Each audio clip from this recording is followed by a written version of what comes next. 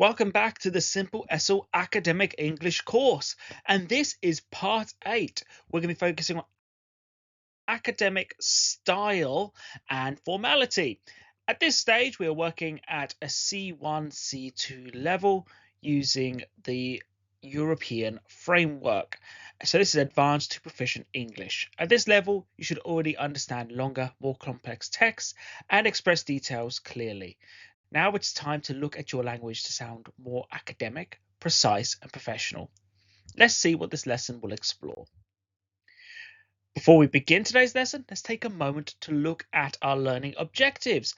By the end of this session, you will be able to do 4 things that are essential for academic writing and speaking. First, you will learn how to maintain formal tone and style. Academic English requires a professional level of English. It requires a level of distance, clarity, and professionalism. So we'll explore how to choose vocabulary and structures that sound appropriate for essays, reports, and presentations. Secondly, you will be able to organize your arguments logically and cohesively. This means structuring ideas in a way that makes sense for your reader, using clear links between points and ensuring your writing flows smoothly. Third, we will focus on improving accuracy through advanced grammar and vocabulary. At C1, C2 level, this includes features such as nominalization, cautious language, precise vocabulary choices, and consistent tense control. And finally, you will practice how to present ideas in a clear and confident manner. This means combining everything: tone, word choice, structure, and delivery to ensure that your academic communication is strong and effective as well as professional. These are skills that form the foundation of strong academic writing and speaking. So by the end of this lesson, you'll be able to use these, apply these more confidently with your own work. So let's focus on our first bit of grammar, avoiding redundancy. In academic English, conciseness is highly valued. This means expressing ideas clearly without unnecessary repetition. When your writing is concise, it becomes more direct, more professional, and easier for the reader to follow. So let's look at the examples on this slide. The phrase each and every student is redundant because each and every mean essentially the same thing. We could be more concise and just say each student. Another example is the phrase, in my opinion, I think that. Here, in my opinion and I think express the same meaning, so using both is repetitive. In academic writing, a more formal and concise alternative would be, it can be argued that. This helps remove personal language and keeps the tone objective. In a moment, you'll have a chance to practice these skills by rewriting sentences to make them more concise. As you complete the activity, try to identify words or phrases that repeat the same meaning and choose the clearer, more efficient option. Conciseness is a small change that makes a big difference to academic tone. So let's look at 2 more examples together. Each and every teacher should check all the assignments. This sentence is a bit wordy. A concise version would be, each teacher should check the assignments. Let's look at our second example. In my opinion, I personally believe that online learning is useful. This contains repeated meanings.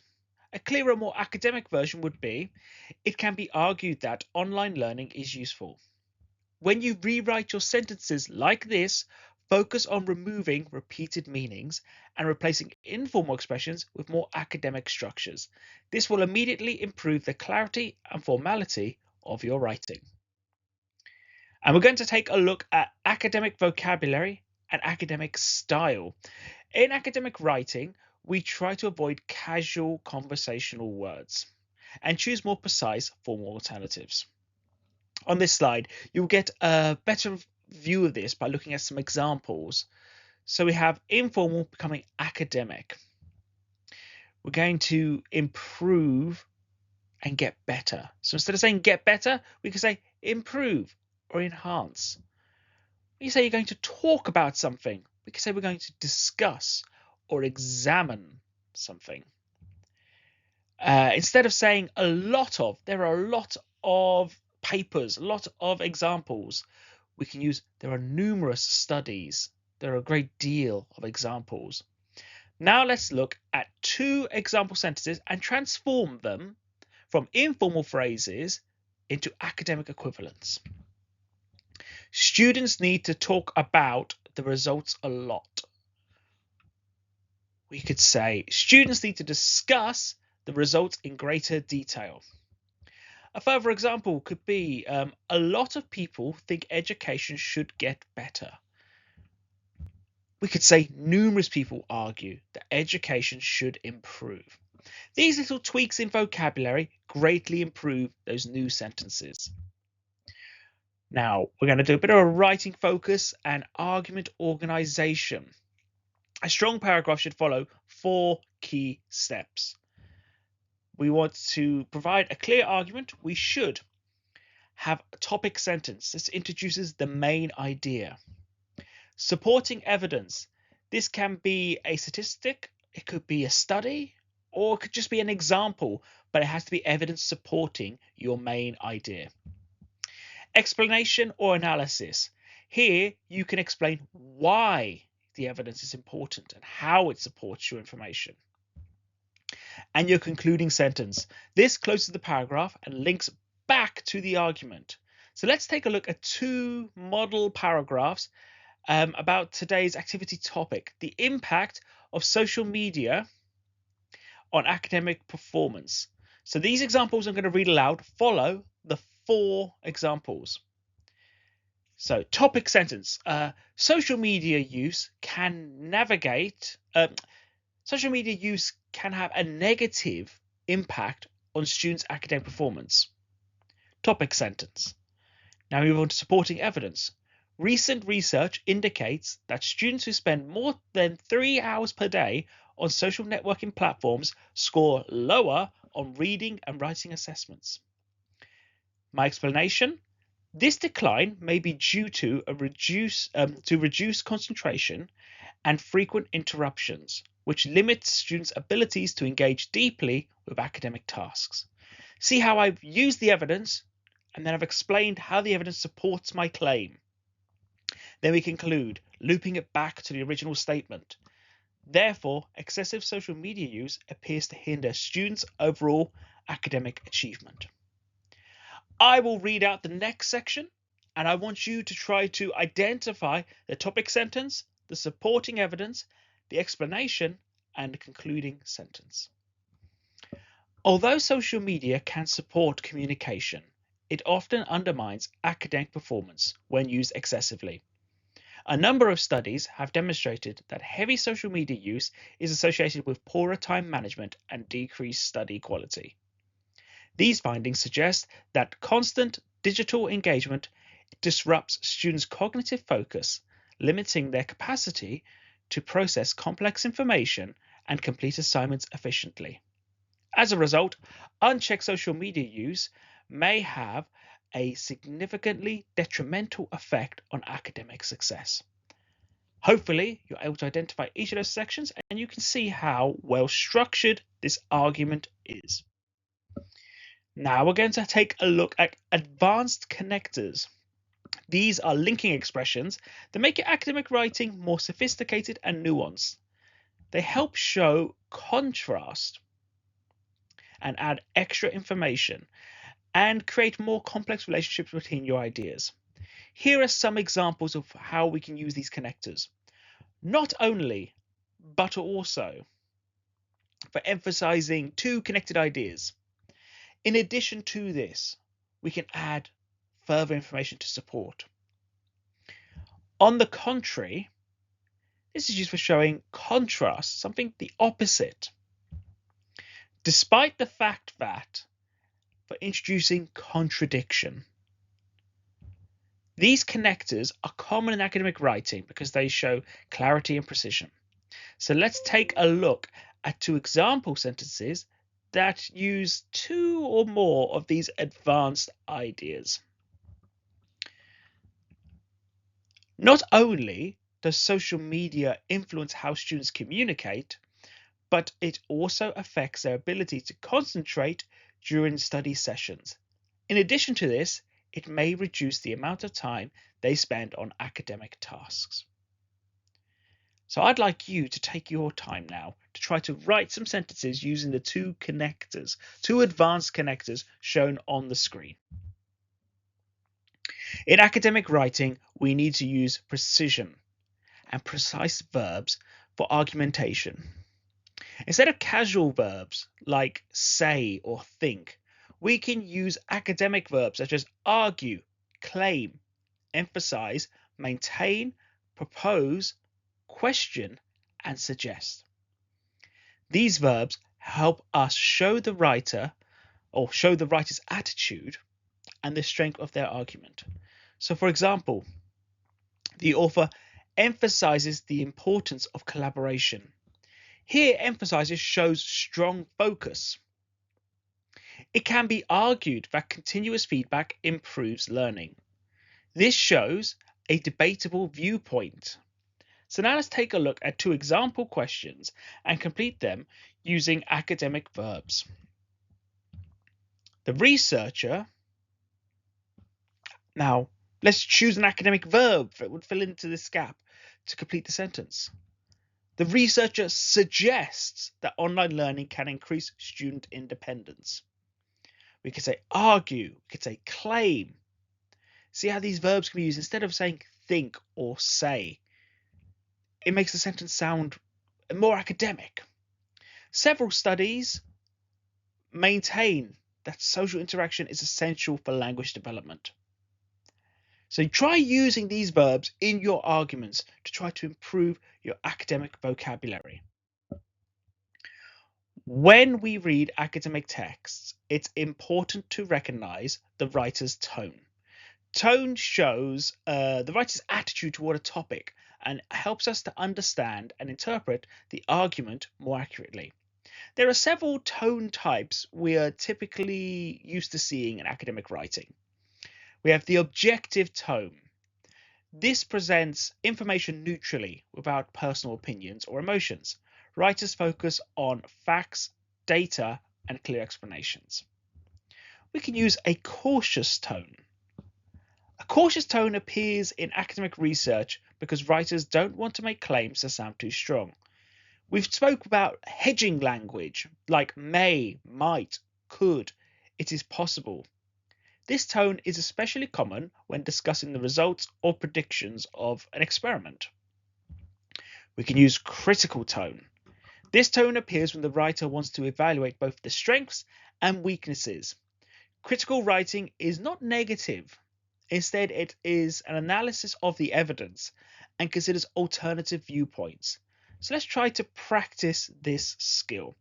I am going to read a paragraph out loud and I want you to guess the tone.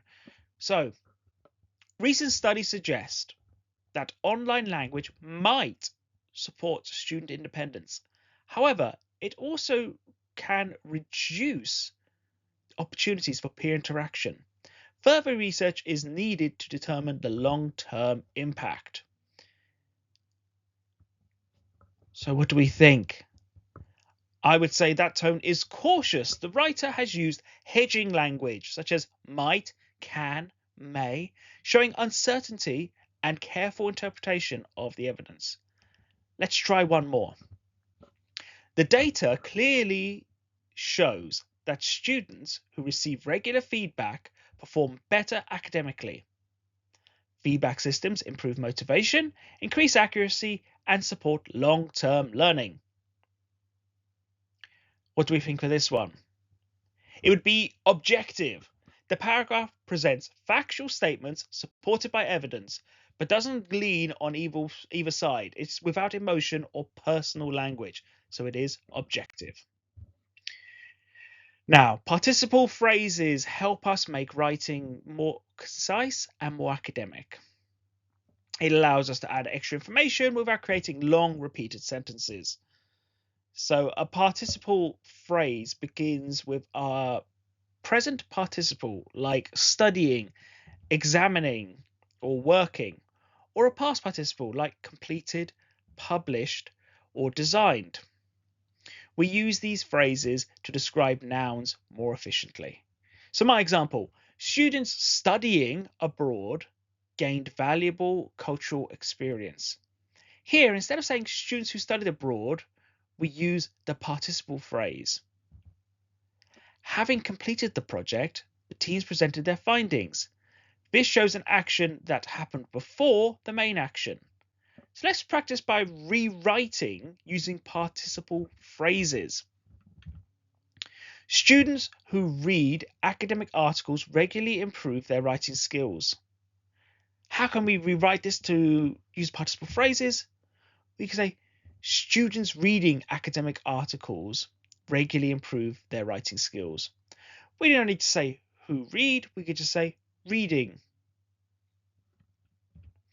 After the researchers collected their data, they began analysing the results. What could we do with this sentence? We could say, having collected the data, the researchers began analysing the results. So we can use these phrases to be more concise. When we listen to academic talks or lectures, one of the most useful skills is recognising transitional signals. These are words or phrases that guide the listener through the speaker's argument or explanation. Transitional phrases or transitional signals can help us understand the order of ideas. So if we have firstly, secondly, finally, this helps us understand the structure of the talk.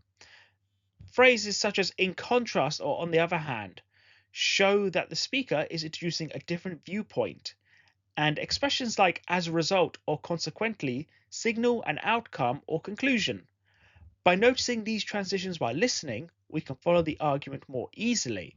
So let's take a look at some examples. Listen to and read the transcript and highlight the transitional phrases. How does the speaker organize their points in the lecture? The speaker organizes the lecture clearly. Firstly, she introduces the main problem. Secondly, she compares different research findings. Finally, she explains the practical implications of the study. In academic writing, it's important to maintain a formal tone. This means avoiding casual phrases, slang, or overly simple structures. When we edit for formality, we look for ways to make the sentence clearer, more precise, and look for make it appropriate for academic context. So when we're looking at this, let's look at an example. Teachers got to give students feedback fast. This is far too informal. In academic writing, the correct version would be teachers should provide timely feedback to support learning. Here we replace the slang gotta with should. Avoid using slang language. We use vocabulary that is more appropriate for academic writing, such as timely or support learning. So let's practice and rewrite this informal sentence. Kids learn stuff quicker when the teacher explains it in a fun way. Now notice this is correct, this is accurate, but how can we make it more academic? Students learn more effectively when teachers present materials in an engaging manner. Now, adverbs help show us how, when, or to what extent something happens in academic writing. They are especially important because they affect both the meaning and the tone of the sentence. So, an example of this. The results were significantly improved. The adverb significantly strengthens the claim and shows the degree of improvement. In the students often overlook referencing requirements, the word often shows frequency, which helps present a balanced evidence viewpoint. It's not every time, but often. So we could say maybe, 80%, 60% of the time? Often. When we place adverbs correctly, we make our writing clearer and more precise. Misplacing an adverb can change the meaning entirely, so it's an important skill for academic writing. So let's practice rewriting a few sentences here. Insert the adverb frequently in a natural academic position. Students fail to check the accuracy of their citations. Where would we put frequently in this sentence? Frequently, students fail. Students fail to check frequently. This is the correct way. Students frequently fail to check the accuracy of their citations. Coherence means that your writing flows logically and clearly from one idea to the next. To achieve coherence, we should use consistent terminology, link ideas clearly between paragraphs, and avoid sudden changes in topic. A useful skill is learning to reorganize sentences that are out of order. So let's try this now.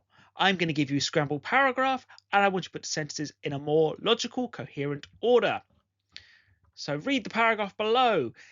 In addition, reading research papers exposes students to advanced vocabulary and formal writing styles.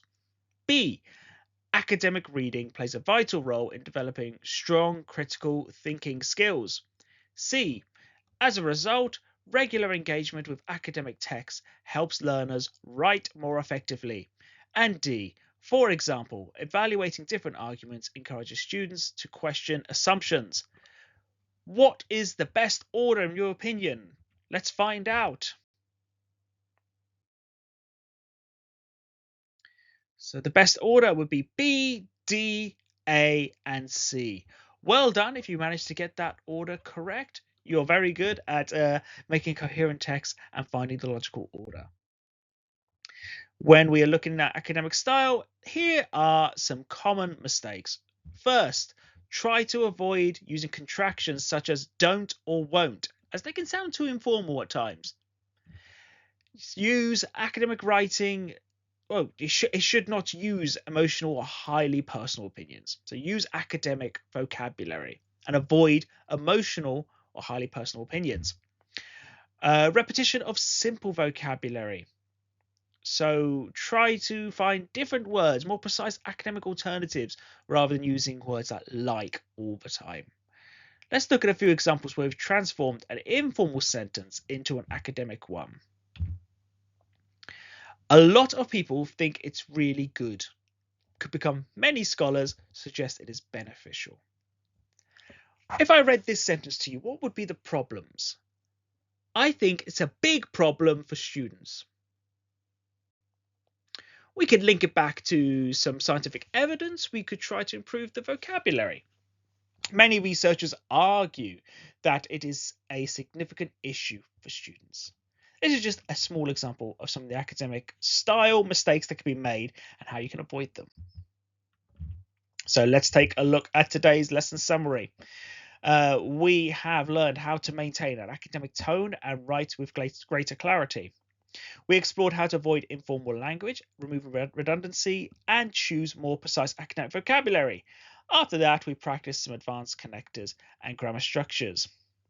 So we've also learned how to organize our arguments effectively using clear topic sentences, supporting evidence, explanations, and concluding statements. Before we finish, here is a reflection question for you. Which aspects of academic style do you find most challenging? Think about this and continue practicing your academic writing skills. And we will see you in the final part of our academic English course, part 9. We'll see you there.